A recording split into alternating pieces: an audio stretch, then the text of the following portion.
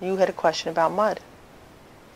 My question is that most of the therapists that I see work with people that are trying to get out of the mud, and they're looking for whatever mud they're in, and they're looking for guidance from an educated guidance of how to get out of the mud.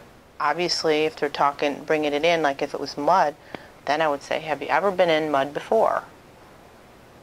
Yes, no, maybe. Well, what did that look like? Was it analogous to the mud that you're in now? And if you were in it before, and then you weren't, and now you are, how did you get out of it before?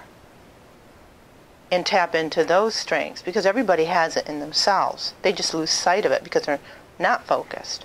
And they get caught up in the noise and the insanity of the world, and they forget to listen to their own heart and their own soul and where their own strengths are as to how they were able to move forward and get out of the mud.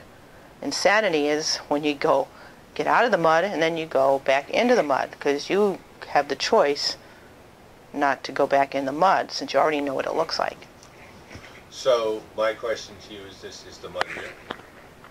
It's real if you think it's real, but if you choose to think of it as just mud, then it's just mud. Walk around it. Take a different road. Go walk on the grass. It's a lot greener. The insanity is to keep doing the same thing over and over and over again. And the only thing that is true is that we can count on is change. So why do we always ignore change? You know, because we don't know, we're afraid of what it could be. But if you focus on what it is that you want it to be, that's what it will be. Peace. Is there anything else you want to say?